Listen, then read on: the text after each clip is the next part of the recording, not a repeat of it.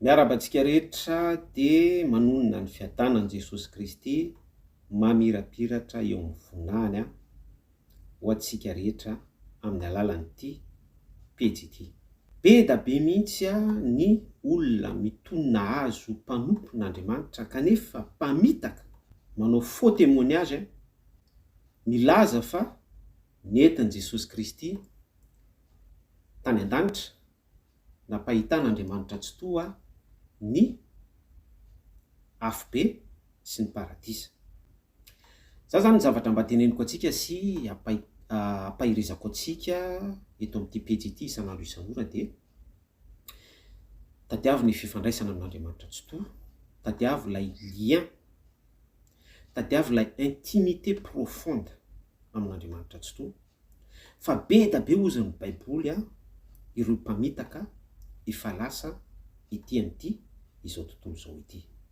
Ireny olona milaza azy hoe nampahitan'i Jesosy Kristy ny lanitra sy afo be ireny ny tena marina dia olona asaon'ny Satana ireny.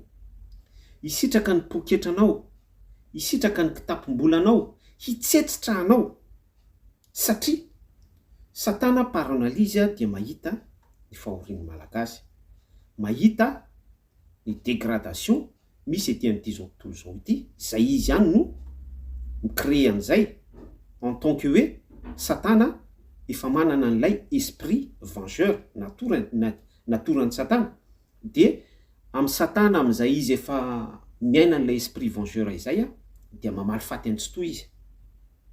Fa ho avy ny contexte sy ny fotoana tsy maintsy hamatorana azy afo be. Ny tena marina mantsy io resaka paradisa sy afo be io dia baiboly ihany. Jerevo ny baiboly, vakio ny baiboly. Tsika koa ne kamo mamaky baiboly, tsika koa ne miandry toloram-potsiny, miandry fahanana fotsiny, miandry tantaraina fotsiny. Zany ny problème ny kristianina amin'izao. Fa ilay hoe finiavana sy fientanam-po miady ny fanjakan'Andriamanitra ne tsy azo azo amin'izao fanjakan'Andriamanitra tsy maintsy rombahana ozy ny baiboly, ary ny mpandrombaka tsy maintsy mandrombaka azy amikeriny avec violence. Ka ny afatra apitaiko an'io dia raha n'ilay contexte n'ilay afo be ohatra dia sokafo ny masonao vakio ny baiboly, Apokalipsy 20:10. Fa any vao misy ny contexte afo be. Amin'izay fotoana izay dia afatotra ao Satana sy ireo faux prophète, ireo mpangaro paosy rehetrarehetra ireo mpitory lainga, mpamahana pino amin'ny resaka église de prospérité sy ny resaka mamoana culte de personnalité sy ny sisa rehetrarehetra ireo, izay tsy misy resaka salut mihitsy, tsy misy resaka famonjena mihitsy, tsy misy resaka zava-panahy mihitsy, fa mitohy amin'ilay zavatra nampidiritsika tany am-piandohana teo hoe aroson'ilay argument hoe noentin'Andriamanitra nahita ny paradisa sy elo izy, dia avy eo amin'izay izy vonono lolo amin'iny ilay mpino, dia rehefa maty lolony amin'iny ilay mpino, azo ny émotion sy ny sentiment dia tangosany fotsiny amin'izay ny vola. Dia ilay mpino hypnotisé ao anatin'ny antsoina hoe sommeil profond. Fanazavaintsika teto izay. Dia tahaka an'izay ihany koa ny contexte ny paradisa dia vakio indray ny Apokalipsy 2:20.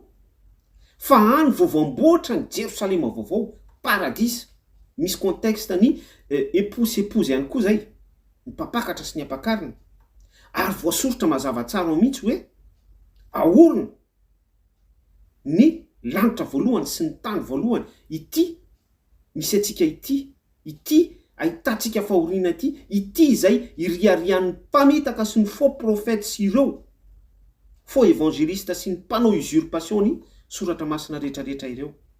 Ka hoy aho hoe mitandrema isika, mitandrema foana isika, fa be da be mihitsy izy ireo, be da be izy ireo milaza azy hoe za dia nentin'Andriamanitra tany amin'ny afo be, za dia nentin'Andriamanitra nampahitany ny paradisa. Ny tena marina zavatra mbola futur antérieur daholo zany, ary mbola ho avoatra an'Andriamanitra sy ho amboarin'Andriamanitra zany ary ihany no ho afatotr'Andriamanitra ny biby dia sy ny mpamitaka rehetra. Izay ilay afo be. Ny paradisa kosa dia ilay namboarin' Jesosy Kristy hoe anamboatra fitoerana ho anareo ao, zay itoerako no itoeranareo. Hafa ihany kosa nefa ilay contexte, misy ny seza fiandrianan'Andriamanitra. Izay naseho an'i Jaona. Fa ny tena marina, ny zava-misy zany pour l'instant dia tsy paradisa sy afo be aloha, fa contexte lioka toko fahaenina ambin'ny folo, lay fanoharana tena izy naseho an Jesosy Kristy mikasika an'izy Lazarosy lay mpanan-karena ary lay notonony hoe tratran'i Abrahama. Lay mpanan-karena imaziny mpamitaka ianareo faux prophète reo dia mijaly misantatra sahady ao amin'ny séjour de mort tahaka ny sary naseho an Jesosy Kristy fijaliana ny ainan'ilay mpanan-karena. Isika izay manao ny sitrapon'Andriamanitra kosa dia tehirizina ao amin'ilay antsoina hoe tratran'i Abrahama.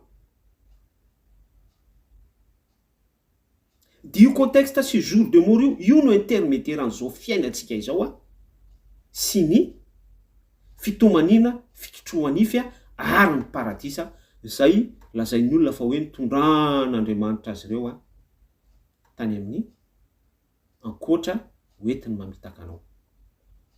Fitiniko, mbola tsy misy ny paradisa, mbola tsy misy ny afo be, fa contexte séjour de mort no tehirizana antsika. Raha nanao ratsy ianao dia any amin'ilay toeran'ilay mpanan-karena, raha nanao ny tsara ianao dia ho atratran'i Abrahama.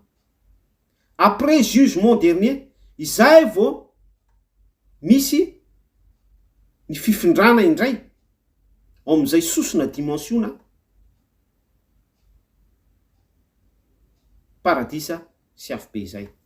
Ka fantatrao ny marina no anafaka anao tsy andevo. Aza manaiky fitahan'ny olona izany mpamitaka, mpandainga ireny, taranaky ny devoly ireny, race de vipère ozy ny soratra masina. Ianareo dia taranaky ny devoly rainareo. Raha mandainga izy dia ny azy ihany ny lazainy. Zany hoe raha milaza izy contexte biblique, lazainy fa nahita lanitra sy afo be, contexte biblique zany, dia ny azy ihany ny lazainy mandainga izy. Ny tena marina, lay lainga, lay intimidation arosiny eo angarona ny poketranao, angarona ny volanao, mitandremy ianao, mafy ny fiainana. Tia anao Jesosy, surtout ny ara-panahinao.